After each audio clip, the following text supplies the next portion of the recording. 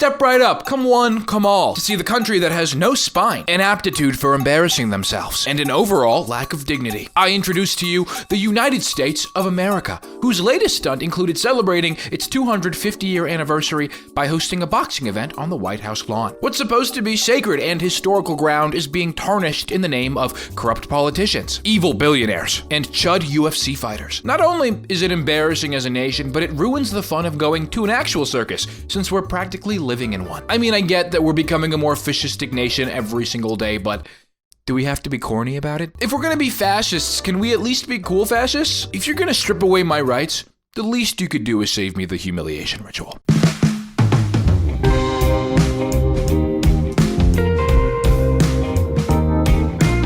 Last week, and for the first time ever, a UFC event was hosted on the White House lawn in celebration of both America's 250th birthday and Trump's 80th birthday. And as you can imagine, it was a total disaster. I wasn't originally planning on making a video on this, but as it played out, it became clear to me how perfect of a mirror this event was to the Trump administration and America as it stands. I mean, the money scandals, the legal controversies, the hate speech, this whole thing was essentially one big right-wing reunion. So let's talk about it. As big of a spectacle this was, and the intentions for this event being how big and exciting can we make this thing, the main attraction for the White House UFC fight, or UFC Freedom 250, was the amount of opportunity it could bring everybody involved. This was obviously and evidently clear with Trump at the head of the whole operation. As someone who made it such a priority to cut wasteful government spending on medical research or education, because those things are not important, spending $60 million on something like this is definitely more of a waste than using that same money for something like, I don't know, literally anything else. These feelings resonated with people, specifically two who filed lawsuits a few days before in an attempt to stop the event entirely, describing it as deeply corrupt and claiming that, like all of his other grifts, Trump could benefit personally from this endeavor by alleging the president purchased roughly $50,000 worth of stock earlier this year. Besides financial concerns, there were environmental ones as well, claiming that the lawsuit argues organizers failed to complete required environmental reviews and improperly relied on a special federal exemption tied to America's 250th anniversary celebrations to authorize the event. However, the lawsuit never made it through due to a short timeline before the event and legal loopholes UFC and TKO were able to get around. But in other surprising news, Trump wasn't the only one trying to personally benefit from this event. His whole family bloodline was as well. This event was a perfect vlog opportunity for Trump's granddaughter, who interviews Dana White and takes us through what a day getting ready for the UFC fight looks like. Which, no shade to Kai Trump here, I know she's just a child. It's just in Trump family fashion to want to take advantage of an opportunity like this. The UFC also paid bonuses to fighters in the form of cryptocurrency issued by World Liberty Financial, which raised ethical concerns considering that that company has heavy ties to the Trump family. And my personal favorite, and the most evident sign of opportunistic scumbaggery, leaked DMs between Eric Trump and UFC commentator Daniel Cormier before the fight,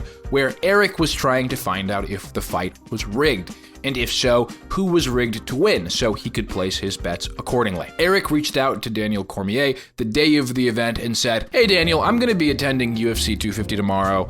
Saw you were casting, hope to see you there." In which Daniel responded, "Yo, Eric, didn't expect a DM from you. Excited to meet you and the family. Much love, brother." Wow, what a kind gesture for Eric Trump to just reach out and say hi without expecting anything in return. Hey, is there anything you can tell me about the fighters tomorrow? I like to stay unbiased, but I love to watch Nikal fight. Are you placing any bets?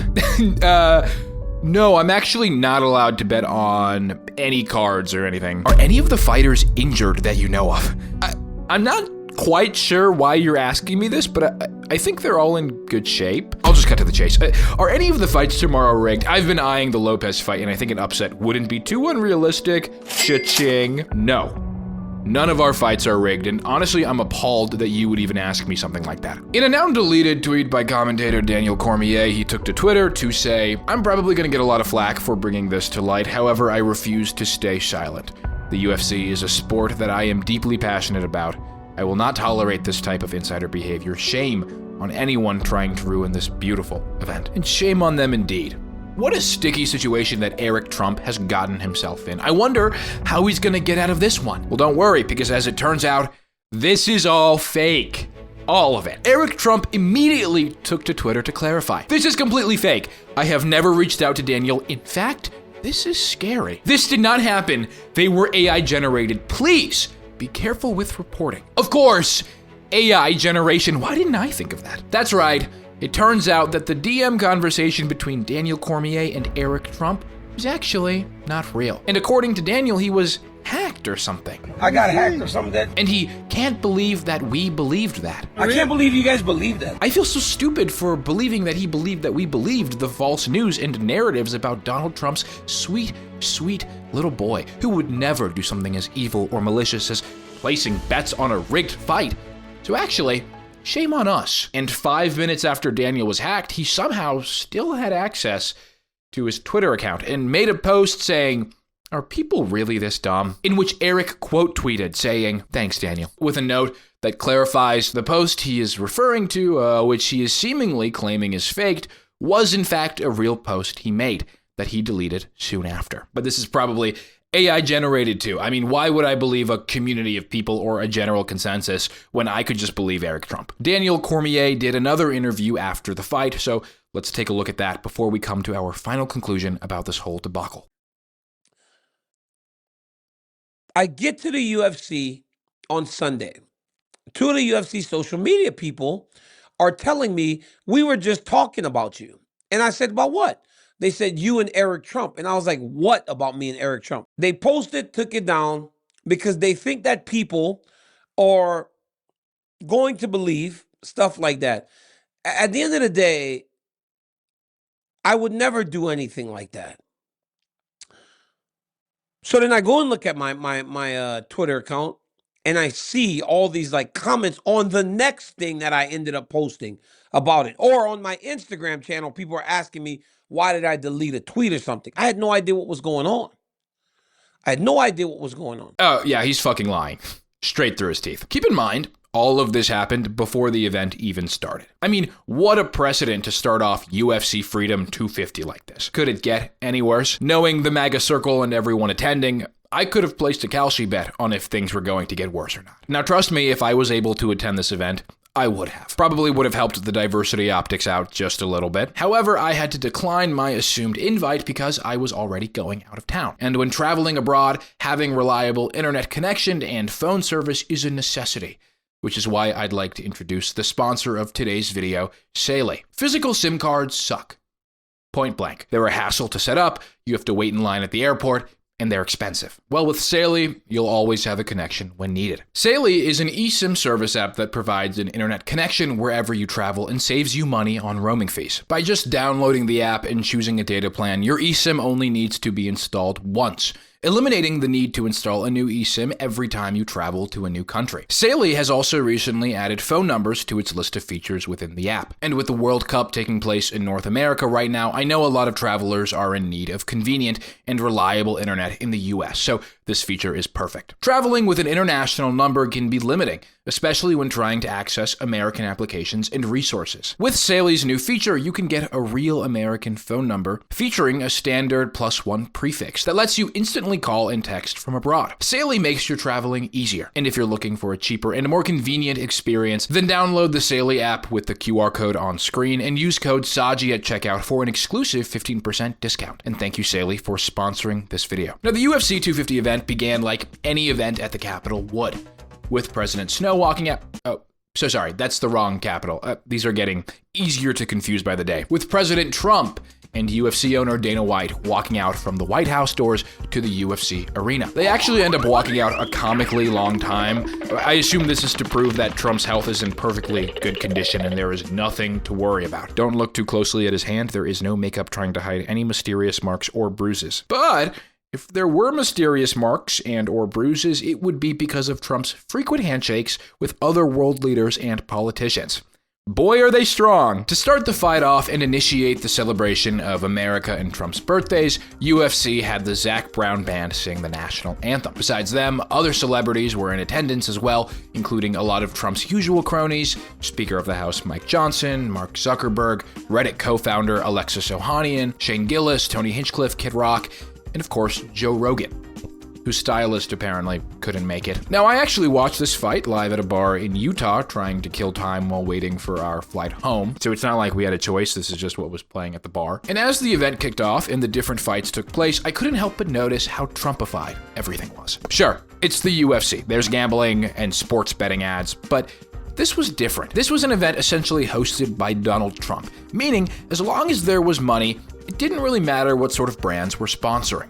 We have the usual: Poly Market, Bud Light, Monster Energy, Steak, and a couple new ones, like Crypto.com, Meta, Starlink, Rumble, Turning Point USA, Black Rifle Coffee, Tech Fusions, which is a literal AI data center hub. Introducing first, brought to you by Tech Fusions. Tonight, power takes center stage. Tech Fusions, technology, environment, community. Nice. Yes, let's just throw in safe words like environment and community, even though data centers destroy those exact things. That's like if I promoted me murdering people by saying, I'm actually bringing them back to life. The event was also sponsored by Riyadh Season, which is an advertisement for a festival in Saudi Arabia. Go figure. And my personal favorite, Truth Social. This bout is proudly sponsored by Truth Social, the real voice of President Trump. Download Truth Social today. Yes, the real voice of President Trump is in fact on an app where no one is allowed to correct or verify anything he says. This was the overall vibe of the UFC Freedom 250 event. An event that Trump very clearly took advantage of by plastering everyone's least favorite right-wing companies all over it. I mean, it was like if the alt-right Avengers got together. But remember, this event was apolitical. It was a night to celebrate America's birthday, no agenda attached. That's what Dana White said. This event was for America's 250th birthday. There was no political agenda for this event. I did all the media. We went to New York. I did far left. I did far right. I did down the middle. I did it all. However, just because Dana White went on far left news sources like CNN doesn't mean that the event can't be political. I mean, look at the difference in sponsors during this event compared to a usual UFC event. Look at the celebrities in the crowd. This entire event in nature is political. It is a monument to the MAGA movement. And if this wasn't clear enough, then the fighters sure made it so that we didn't have to read between any lines whatsoever. And lastly, Michelle Obama is a man. Am I right, America? Ladies and gentlemen, Josh Hokett. That's right.